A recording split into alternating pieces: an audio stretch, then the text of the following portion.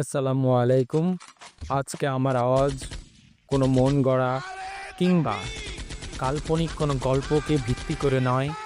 আজকে আমার আওয়াজ সম্পূর্ণ ফিলিস্তিনিবাসীদের পক্ষে এবং আমেরিকা ও তার দোসরদের অর্থাৎ ইসরায়েল সহ তার সহযোগী যত রকম অঙ্গ সংগঠন দেশ আছে, সকল দেশের প্রতি আমার আজকে প্রতিবাদ। আজকে আমাদের যে সংগঠিত এবং সুসংগঠিত একটি প্রতিবাদ সভা অনুষ্ঠিত হয়েছে সোহরাওয়ার্দী উদ্যানে। তা থেকে আমরা এতটুকু জানতে পারি যে আমাদের আর পিছনে ভয় পাওয়ার মতো কোনো সুযোগ নেই।